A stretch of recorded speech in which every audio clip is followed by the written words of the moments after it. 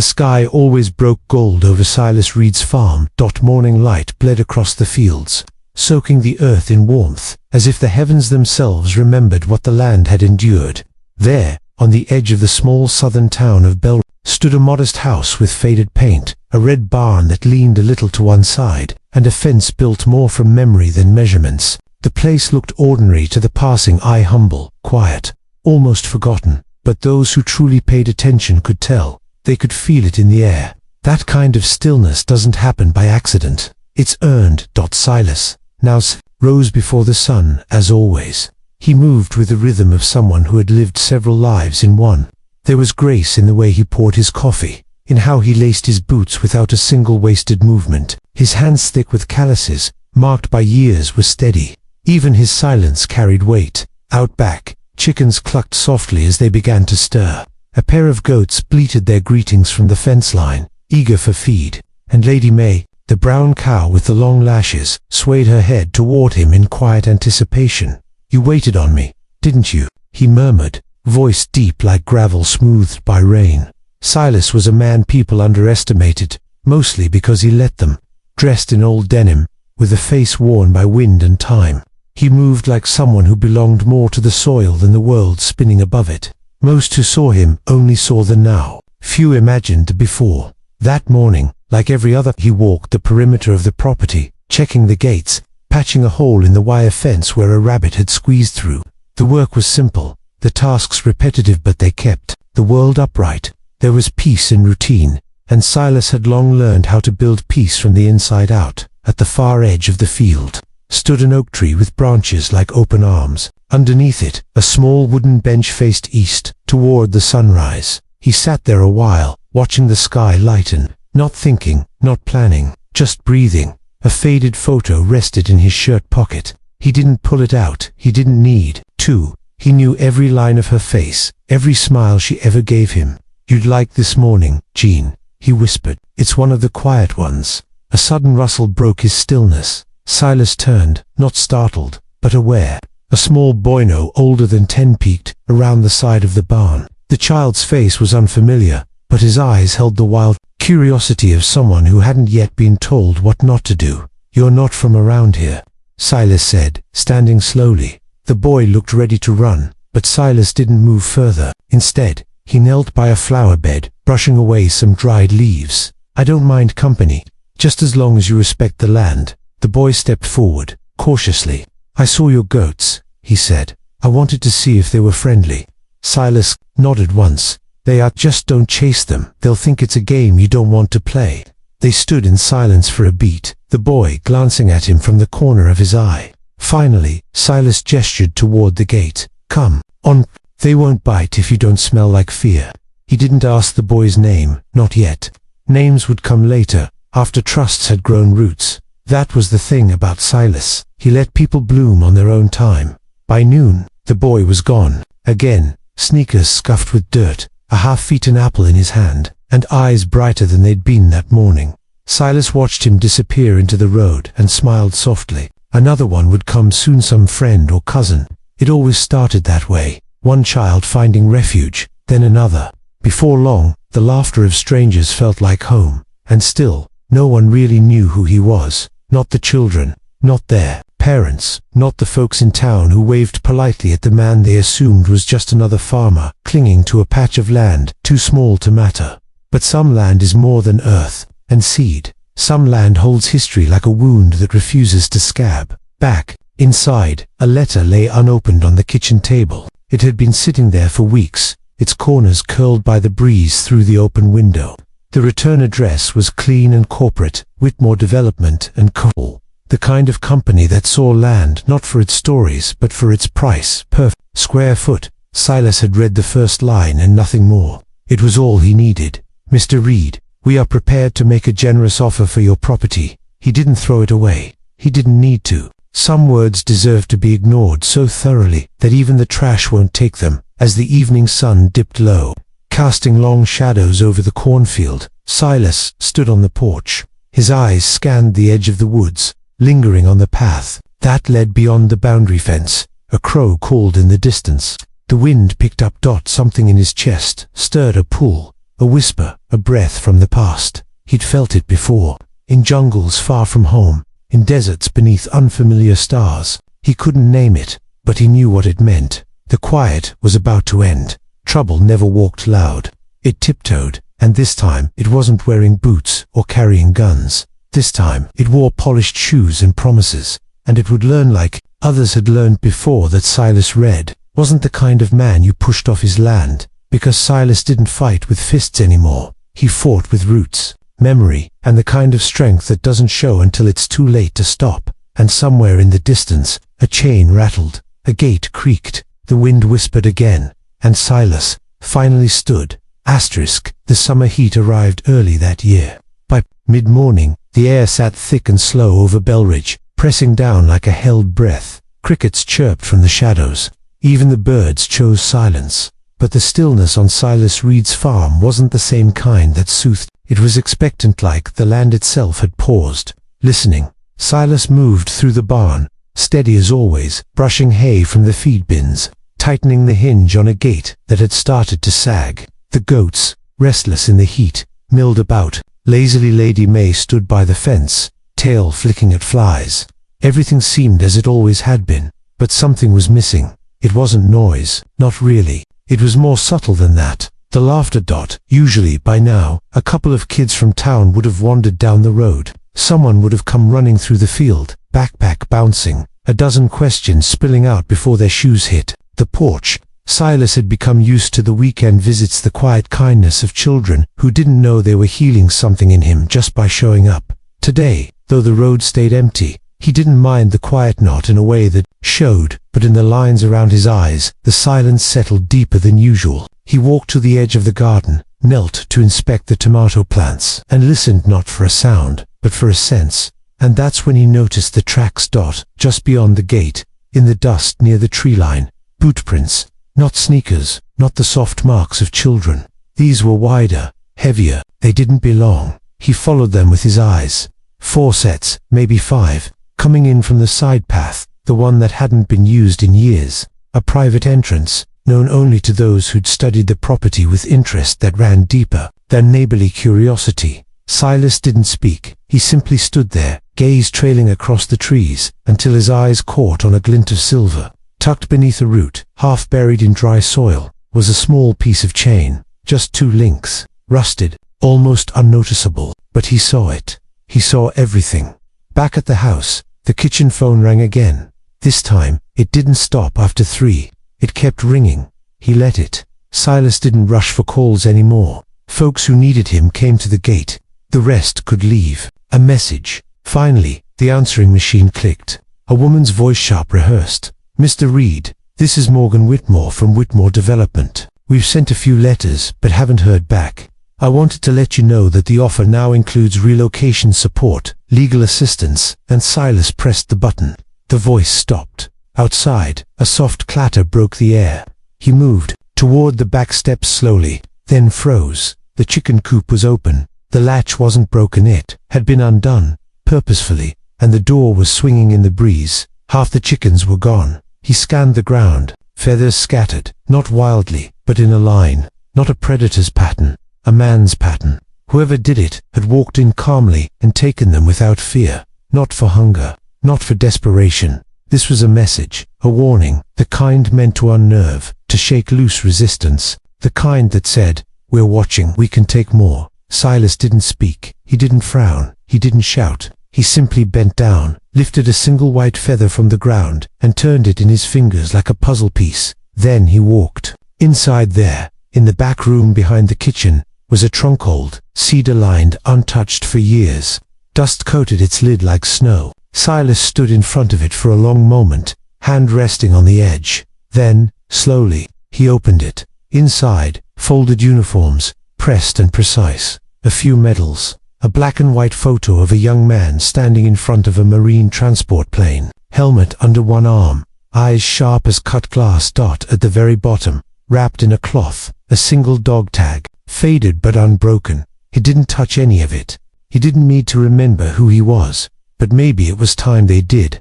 Later that evening, as the sun dipped and cast the fields in bronze, a truck rolled slow down the road.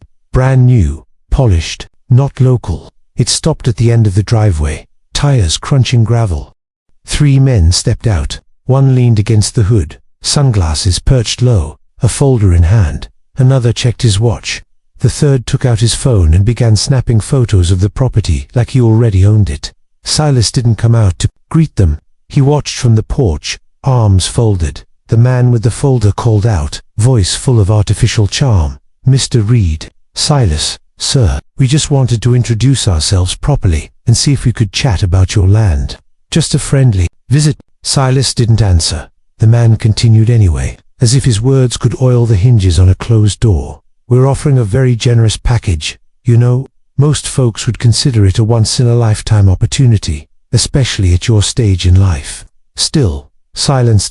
Then finally, Silas stood. He walked slowly to the top of the porch steps, boots heavy on wood. "No papers," he said. "No signatures. Not today. Not ever." The men exchanged glances. The one with the phone smirked.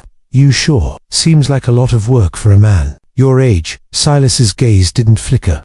"I built this land with my own hands. I'll bury them here before I give it up." They didn't argue, not openly, but as they left, the man with the phone leaned out the window and said, just loud enough for Silas to hear, "Don't hold too tight, old man. Some things get taken whether you let go or not." The truck rolled away, but not fast, like they wanted him to watch it leave. Silas stood on the porch until the dust settled, and then, with the same calm he used to repair a fence or tend a garden, he sat and picked up a pen. He didn't write a reply to their offer. He wrote a letter to someone else, a name no one in Belridge would recognize, but a name that, somewhere far off, would still mean something. Because when a storm starts to rise, sometimes the roots aren't enough. Sometimes you call the old wind back, and the wind remembers. It always does. The letter took exactly 3 days to arrive, not by accident, not by any express delivery or special courier. It moved the way certain things always have, through hands that knew how to keep quiet, through systems that no longer made sense to the modern world, but had never stopped working for those who still believed in them. In a small apartment 2 states away, tucked between the back of a diner and a locksmith's shop, the envelope arrived. With no return address, a man opened it with fingers that shook slightly, but not from age. He read the letter once, slowly, then again, then stood. He didn't bother packing. He didn't need to. His name was Luther, though no one called him that anymore, just Lou. The kind of man who could pass through a room without being noticed. But if you saw him, you really saw him. Something in your chest might tighten, like a memory you couldn't place. He hadn't spoken to Silas Reed in 22 years, but there were only a few people in the world whose words still held the power to bring him out of hiding, and Silas didn't waste words. That same afternoon, back in Belridge, Silas stood under the old water oak, pruning a low branch. His movements were slow but precise, like every snip of his shears was part of some larger rhythm. He had learned, a long time ago, that preparation was never loud. It was silent, steady. It began long before anyone noticed. The animals had been unsettled since the incident at the coop. Even Lady May had refused her grain the night before. Silas didn't need anyone to tell him what was happening. He felt it in the way the air had changed to still at dawn, to dry at dusk. The land was holding its breath again. By mid-morning, a neighbor came by. Jenna Albright, 32, single mother of 2, worked nights at the Belridge Clinic and spent weekends helping out. On nearby farms, she brought fresh eggs and a worried look. "You heard what happened over at the Coleman's place?" she asked, shifting the basket in her hands. Silas raised a brow. "No, somebody came in last night, cut the fence, scared the horses so bad they trampled the feed bins, then left the gate open. Cows got out and wandered halfway to Route 6. He didn't react, just leaned against the post and took a slow breath." Jenna hesitated, then added, "They found a pile of bricks stacked by the barn. No reason for it, just left there." Silas nodded once. He didn't ask why someone would do that. He already knew. It wasn't about damage. It was about sending signals. "What do you think it means?" she asked. "It means," he said, "they're not patient people." Jenna studied his face. "You're gonna be okay out here." "I've been okay longer than most people have been alive," he said gently. "But thank you." She lingered for a moment, then nodded and turned back toward her truck. Before she left, she paused at the gate. "You ever need anything, you ask." "All right." Silas didn't answer, but she didn't expect him to. He never asked. By nightfall, the wind had shifted again, this time from the north. Cool, sharp. It carried the scent of pine and something else, something unfamiliar. Then headlights flickered through the trees, not down the driveway, from the woods. Silas stepped off the porch just as the vehicle broke through the underbrush. An old BEATEN pickup, its engine humming low. It stopped in the clearing by the barn. A figure stepped out, tall, broad, a heavy duffel tossed over one shoulder. Silas didn't move, just watched. The man approached slowly. Then, with a half smile and a voice made of gravel and smoke, said, "You're still too proud to call, huh?" Silas didn't smile, but his eyes softened. Didn't have to. Lou dropped the bag by his feet. Guess not. They didn't hug. They didn't shake hands, but the silence between them was louder than any greeting could have been. Inside, they sat at the kitchen table, same way they had 30 years ago in a war-torn tent, halfway across the world. Same way they had at funerals, reunions, and once, in a hospital hallway waiting for news no one wanted to hear. "You sure it's the same people?" Lou asked. "Same tactics, different names. They just want the land." Silas looked out the window, into the night. "They want what they think it can become, what they can build over it, but not what it is." Lou leaned back. "They always forget that the ground remembers." Silas nodded. "And some people don't move." Lou chuckled. "Not unless we want to, and we're both too old to want to." They didn't speak for a while after that. They didn't have to, but the plan had already begun to form, quiet as roots growing underfoot. The next morning, while the town still slept, the two men walked the perimeter.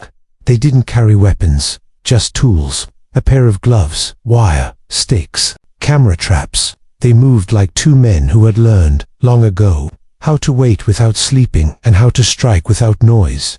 By noon, Silas made a trip into town, not for attention, not to cause a stir, just to be seen. He stopped at the hardware store, bought supplies, exchanged nods, stopped by the post office, asked about mailing costs, a subtle pattern, a rhythm, one that told watchers, "I'm just a man, going about my life." But that evening, when a group of local boys paid in silence and promises slipped past the fence line to scout the farm again, they didn't see Silas. They didn't see Lou. What they did see, just before they ran, was a trail of red paint across the back gate, spelling 4 simple words, "We are still here." And in the trees, behind the glare of a motion-activated light, a camera clicked. Then another dot, then silence. Again dot, not the safe kind. The kind just before a story changes. The kind just before the wind turns. Asterisk. It started with a whisper. Not the kind you hear, but the kind that lingers beneath the surface between words, behind smiles, under the clink of coffee cups at diner counters. Belridge wasn't a town of loud confrontations. No, it ran on subtler currents and spoken rules, glances across fences, and the kind of silence that meant more than words ever could. By the time word spread that Silas Reed had turned down Boone's third offer, this one whispered to be 7 figures. The town had split into 2 kinds of people, those who admired his grit, and those who wanted him gone. "He's holding up progress." One man grumbled at the barber shop. "He's protecting history." The barber shot back without looking up. Somewhere in between sat the truth. Silas wasn't trying to stop the future, he was trying to protect the past from being erased. That same week, Boone's newest liaison arrived in town. She was nothing like the slick-suited men before her. No "watch that," screamed money.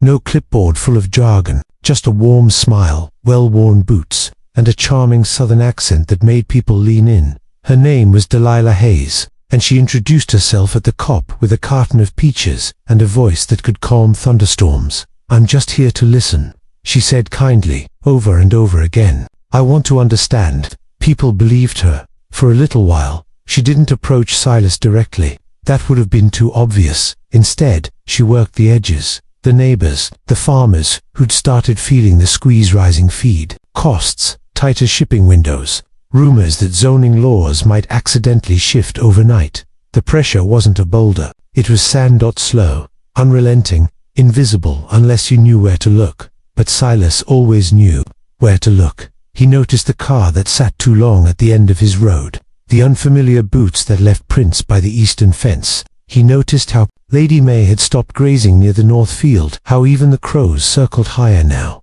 More than that, he noticed how Lou had started sleeping on the couch by the front door. Not out of discomfort, out of habit. Some old training never left you. And if Lou's instincts said don't sleep too far from the exits, Silas didn't question it. One night, as the cicadas sang loud in the trees, Silas sat on the porch and opened a worn envelope. Inside was a single photograph. For men, desert fatigues, dust in their teeth, sweat on their brows, eyes full of something harder than experience, something like memory. Silas stared at the photo long and slow. Then, without a word, he folded it back and slid it into his shirt pocket. He was remembering the last time land had been fought over, not by paperwork and loopholes, but with shovels and fear and fire. Still thinking about calling Monroe, Lou asked from the steps. Silas nodded. "You think he'll come?" Silas didn't answer right away. "Then, if he knows it's me, he'll come." Lou smirked. "Then this thing's about to get real complicated." Silas stood slowly, joints protesting but not resisting. "It already is." Meanwhile, back in town, Delilah was meeting with Jasper Boone. It wasn't in an office. Boone never conducted important conversations under fluorescent lights. No, he preferred the golf course, the clubhouse, neutral ground with soft lighting and no paper trails. "She's not budging," Delilah said simply, pouring herself a glass of sweet tea. Boone corrected. "Silas Reed." Delilah raised an eyebrow. "You sure? Because that man's got roots deeper than a red oak, and a stare that makes people forget their own names." Boone didn't laugh. He swirled his drink, eyes fixed on the rolling greens, beyond the window. "Then it's time to try the second approach." Delilah hesitated. "You mean?" He didn't answer. He didn't have to. The next evening, Silas found his tool shed door wide open. Not broken, not forced, just open. Inside, nothing was missing, but everything had been touched. Gloves shifted, boxes moved, a single nail set upright on the workbench, as if placed there deliberately. It wasn't a message, it was a warning. Later that night, Monroe arrived. No headlights, no sound, just a quiet knock at the side door, the way old friends do when there's no need for ceremony. Monroe was shorter than Lou, slower than he used to be, but his eyes still burned with that same slow fire, the kind that doesn't flash but endures. He didn't say hello, just looked at Silas and said, "Tell me where to sit." In a matter of hours, the farm turned into something else. It didn't look different, not to anyone passing by, but under the garden soil, small sensors were buried. Along the fences, faint threads of fishing line marked blind spots. In the barn, an old CB radio came back to life, connected to a network that no longer existed on paper but still worked. It wasn't about violence, it was about vigilance. It was about making it clear, "We see you." Then one night, the lights went out. Not just on the farm but across the entire eastern half of Belridge. Power grid failure, or so they said. Silas didn't believe in coincidences. He grabbed his flashlight. Lou grabbed his bag, and in the woods behind the barn, just beyond the tree line, something moved. Not an animal, not a neighbor, but a man, watching, waiting, until he realized he wasn't alone in the dark, and when he turned to run, he found himself staring into the steady, unblinking beam of another flashlight, held by someone who hadn't moved in years, but never forgot how ChatGPT said. The wind carried the kind of stillness that made people listen without realizing they were. It wasn't loud, but it moved through the trees like breath held too long. The kind of quiet you only feel just before something begins or ends. Silas Reed stepped off the porch with purpose, his boots soft against the packed dirt path. Behind him, Lou and Monroe were already in motion. No shouting, no scrambling. They moved the way people do when instinct takes over. Calculated, controlled, silent. Whoever had been in the woods that night didn't stay long. A branch snapped, heavy footsteps crashed through the underbrush, and then nothing. But the cameras caught just enough. A tall figure, face obscured, a crowbar in one hand, and something else in the other. A can of paint, another message, another threat. This time, they didn't go to the sheriff. They didn't need to. There were some things in Belridge that couldn't be solved by patrol cars and clipboard reports. This wasn't about the law anymore. This was about lineage, about land, about the stories held in the soil land who got to decide what grew there. Early the next morning, Silas walked the fence line again. This time he stopped at the rosebush near the back gate, Marlene's favorite. It had been trampled, not completely destroyed, but crushed enough that the petals lay scattered, bruised and fading, like fallen memories. Silas crouched, picked up a single blossom, and turned it over in his hand. He didn't speak, but something behind his eyes changed. Later that day, the town woke up to something unusual. A flyer posted at every intersection, telephone pole, and storefront. Community gathering one night, ONLY Briggs Farm, 6 p.m. No details, no sponsors, just a time, a place, and a name. People whispered, wondered, speculated. But when the time came, they showed up. Not all of them, not even most, but enough. Old friends, curious neighbors, stubborn holdouts, and a few fence-sitters who'd never taken a sit. Now, Silas stood by the fire pit, a simple lantern hanging from a shepherd's hook beside him. He didn't hold a microphone, didn't raise his voice, he didn't need to. The land remembers, he began, voice low but steady. It remembers, who walked it barefoot, who fed it, who prayed for rain, and who carried water when there was none. People leaned in. My father cleared this field with a borrowed plow and hands that hadn't yet healed from the war. My mother picked stones from the soil before she had a name to call it home. This place doesn't belong to me because I bought it. It belongs to me because I bled into it. A long pause. I'm not here to ask for your help, he said. I'm here to remind you what they'll take if you let them. Not just dirt, not just crops, but stories, names, legacies. Behind him, Monroe stood with arms crossed. Lou leaned against the post, unreadable as ever. Silas gestured to the field. They're not just after land, they're after silence, and I won't give them that. That night, the tide began to shift. People talked. Some still doubted, some still feared, but others, especially the elders, remembered things they hadn't spoken of in years. Promises, losses, the way the town used to stand together. That memory stirred something deeper. But the next morning, the illusion of peace shattered again. The goat pen was broken open. The troughs smashed.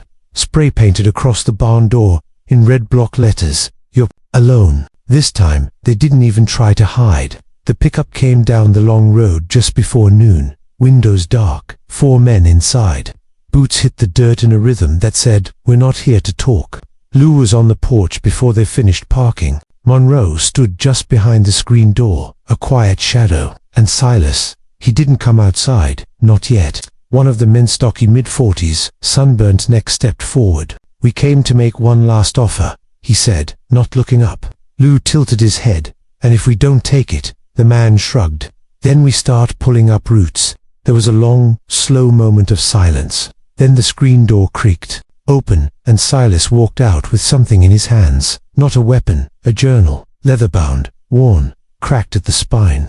He held it out. "You want to see what this land is worth?" he asked. The man looked confused, took it, flipped it, open. Inside were pages full of hand-scribbled notes, diagrams, drawings, decades of planning. Not just farming layouts, but letters from neighbors, land surveys, family histories. The man frowned. "What is this?" "It's what they can't buy," Silas said quietly. "It's why this land matters. To me, to the town, to people who don't even know they're standing on borrowed legacy." The man scoffed. "We don't care about your old papers."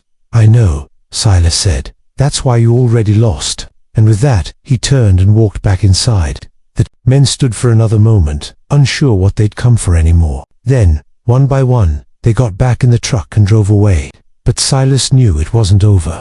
Not yet. That night, Monroe stayed outside by the barn. Lou took the east window, and Silas sat in the old rocking chair by the fire, the journal in his lap, and his eyes on the dark horizon. Because in stories like these, real stories, lived stories, the enemy doesn't disappear in a flash. He waits, he tests, and he returns. But this time, he wouldn't find what he was expecting. The final morning didn't feel final at all. It arrived slowly, without ceremony, with golden light slanting across the fields like it always had. The chickens stirred first, then the goats, then the breeze through the trees. But something was different. Not in the sky, not in the soil, in the silence. The kind of silence that came after a storm, but not before its consequences. Silas Reed woke early, as he always did. Not because an alarm told him to, but because life had taught him that anything worth keeping had to be watched over, especially when it was quiet. Lou was already at the gate, arms folded, eyes scanning the road. Monroe had a tin mug in his hands and an expression like stone. He hadn't said much since the night before, but he hadn't left either. That alone said enough. What happened just before dawn hadn't made it into the newspapers. There weren't cameras, reporters, or any mention on town radio.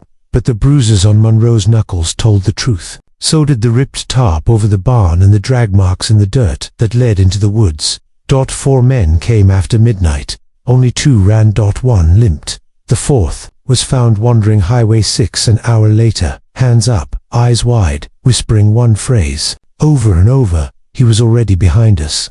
They had expected a simple job, a scare tactic, one last push to get Silas off his land. But they didn't understand that this land was Silas, that to remove him would be to erase 1,000 unwritten pages of a story Belridge didn't even realize it was still telling. By mid-morning, the sheriff had shown up. Not the young one, he was out of town. This was the old-timer, Sheriff Avery, who'd served Belridge before the internet, before the bypass road, before Boone Group even knew the town existed. He stepped out of his car, slow, hat in hand, and walked the property like someone revisiting a graveyard that hadn't yet seen a funeral. He found Silas under the peony tree. "You okay?" Avery asked. Silas nodded once. They came in the dark. Avery sighed. They always do. They didn't talk long. They didn't need to. There was a history between them, woven through childhood baseball games and hard winters and Sunday services when the pews were full. As the sheriff left, he turned once and said quietly, "This place, it changes people. Silas reminds them of who they were before money got loud." Silas didn't answer, just raised a hand in farewell. That afternoon, something unexpected happened. A van pulled up at the edge of the farm, just outside the property line. Doors opened, and then another van came, then a third. By the end of the hour, nearly a dozen people stood along the fence, looking in not with suspicion, but with something close to reverence. They didn't speak at first. Then a woman with jeans and a son had stepped forward with a camera slung around her neck. "My grandmother was born here," she said. "On this land." Silas tilted his head. What was her name? May Ruth Hamilton. A long pause. Then Silas smiled. "She used to braid flowers into the chicken wire. Drove my mother crazy." The woman laughed, but tears stung her eyes. The others approached slowly, cautiously. Children of former workers, great-grandchildren of tenant families who once shared in the harvest. They had seen the flyer. They had read about the threats online. And something inside them had remembered. Not with facts, with feeling. With roots. By sunset, a makeshift gathering had formed under the tree. No speeches, no music, just people bringing stories and heirlooms and questions. One man held a rusted horseshoe that had once hung in Silas's barn. Another brought a quilt sewn by Marlene's mother. A boy barely 8 years old stood silently, then said, "I want to learn how to plant something." Silas knelt, handed him a single seed, a tomato, plump and red. "You start with one," he said, "and you protect it." That evening, as twilight turned the sky violet, a drone flew overhead. Not military. Not corporate. Just a local kid with a live stream. His caption read, "This is what they tried to erase. This is what stood anyway." And people watched. Thousands. Then tens of thousands. The story of Silas Reed spread like spring through winter, quietly, persistently, irrefutably. Not because he shouted, because he stayed, because while others bulldozed and bartered and bought silence, Silas planted, and the land listened. A week later, Jasper Boone stepped onto a podium at a development summit, 2 counties over, smiling, composed, and rattled beneath the surface, because behind him, on the conference screens, someone had inserted an image without permission, a still frame of Silas, kneeling at the rosebush, his hand resting on the soil. The caption read, "Some roots don't pull up easy." No one spoke for a full minute. Then someone clapped. Then another, and before Boone could speak, the moment had passed. The land had spoken, and its answer was final. Back on the farm, the sun dipped low. Lady May grazed peacefully. The rosebush, though trampled once, had started blooming again. A new bloom, small but stubborn, reached toward the light. Silas rocked gently on the porch, journal in hand, Lou beside him, Monroe asleep in a chair that had belonged to Silas's grandfather. The wind picked up. It didn't whisper, it promised. And the farm, still standing, still sacred, answered back, I remember.